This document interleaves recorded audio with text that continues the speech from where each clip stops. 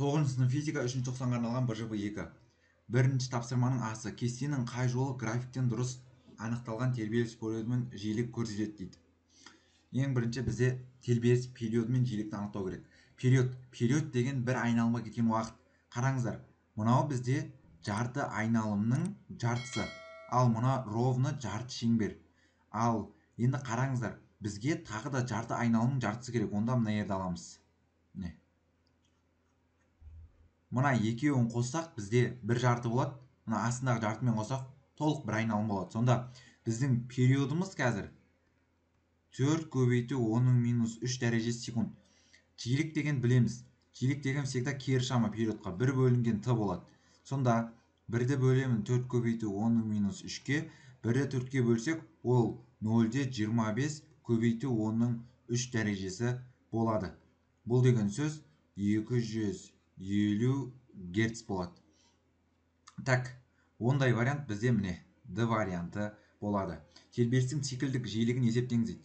Бізде циклдік жиілік деген ол 2P бөлінген период формуласы бойынша анықталады, дұрыс па? Сонда 2 көбейтілген пи деген 3-14. 2-ні көбейтемін 3-14-ке, оны бөлемін 4 көбейту 10-3-ке. Енді осыны есептеймін. Ол менде 1570 радиан бөлінген секунд болады. Кеттік келесі. Суретте берілген тербелістің 1 секундтағы тербеліс периоды мен жиілігі тең. Дұрыс тұжырымның астын сызыңыз дейді. Енді қараңыз, 1 секундтағы тербеліс периоды мен жиілігі тең дейді. Так, міне тербеліс периоды 1 секунд, дұрыс па? Мынау жарты шеңбер, мынау тоже жарты, екеуін қоссақ бір айналым шығады. Значит, бізде тербеліс периоды 1 секунд. Ал енді бізде жиілігі ол всегда периодқа кері шама 1 бөлінген 1 тең болады 1 Гц.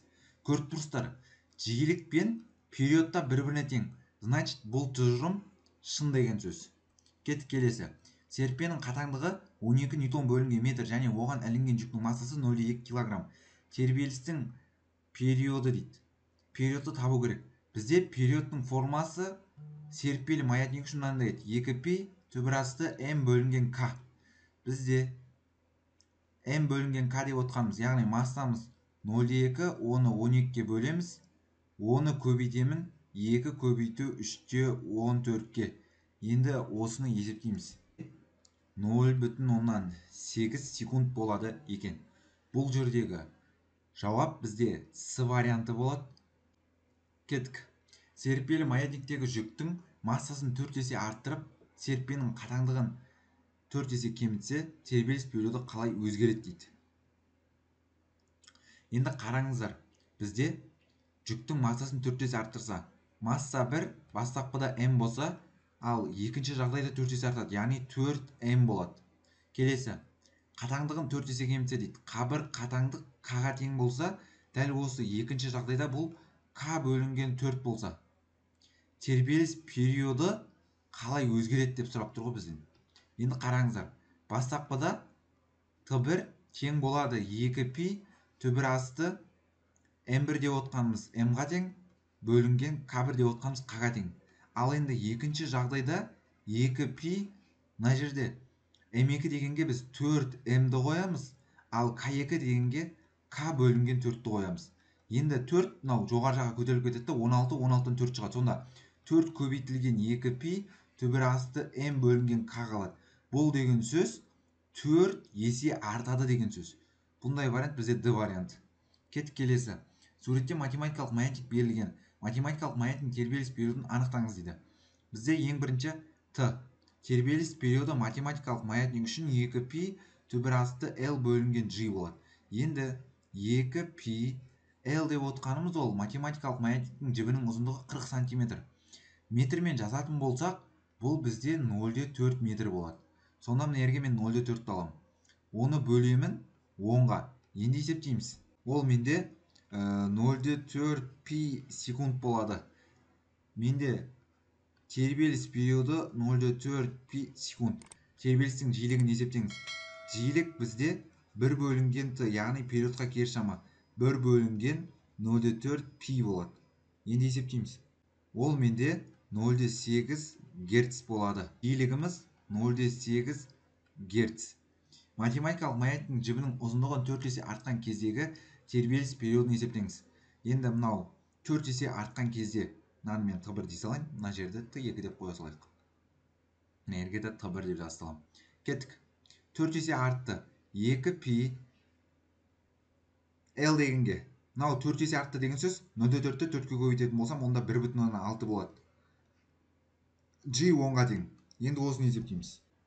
0,8 пи секунд болады. Мына жерде Т2 периодымыз 0,8 пи секунд. Кетіп келесі. Суретте дене координатасының уақытқа тәуелді график кескінделген. Толқын периодын анықтаңыз. Период деген бір айналымға кеткен уақыт. Міне мына жер қараңыздар, жарты айналым болып тұр. Дәл осындай тағы да маған жарты айналым керек, сонда бір айналым болады. Бір айналымға кеткен уақыт өздеріңіз көріп тұрсыздар, ол менде 2 секунд болып тұр. Яғни тербеліс периоды 2 секунд. Ал жиілік деген всегда периодқа кері шама 1 бөлінген Т болады. 1-ді бөлеміз 2-ке, ол 0,5 герц болады. Кетіп келесі. Толқынның таралу жылдамдығын анықтаңыз дейді. Біз толқынның таралу жылдамдығын анықтайтын кезде толқын ұзындығын периодқа бөлеміз. Бізде толқын ұзындығы дегеніміз, яғни екі өркешінің арақашықтығы 20 сантиметр, мұны мен метрге айналдырсам 0,2 метр болады. Сонда толқын ұзындығы 0,2-ні бөлемін период. Периодымыз 2 секунд. 0,2-ні 2-ке бөлетін болсақ, 0,1 метр бөлінген секунд болады. Кетіп келесі. Суретте электромагнит толқындар шкаласы көрсетілген дейді. Берілген электромагнит сәулелерді толқын ұзындықтарының кему ретімен орналастырыңыз. Толқын ұзындығының кему реті. Ол деген сөз, толқын ұзындығы кему реті бізде мынау радио толқыннан басталады. Яғни радио толқындардың толқын ұзындығы ең үлкен. Осыдан бастаймыз. Одан кейін бізде инфрақызыл сәулелер болады. Бізде радио толқын деген ол үшіншісі, ал инфрақызыл деген екіншісі. Енді қарасақ, бұндай вариант бізде не? С ғана варианты бар. Осыны сразу белгілей салсақ болады. Кетіп келесі. Wi-Fi-дің сәулелену жиілігі 4,5 гигагерц. Ол қай толқын түріне жатады? Бізде Wi-Fi-дің толқын түрі ол радио толқындарға жатады. F варианты болады. Осымен менің БЖБ талдауым ұнаса, осымен менің БЖБ талдауым аяқталды. Егер БЖБ талдау ұнаса, каналға тіркел, лайк басып, все қоңыраушасын басып қой. Осы БЖБ талдауды достарыңа тарат.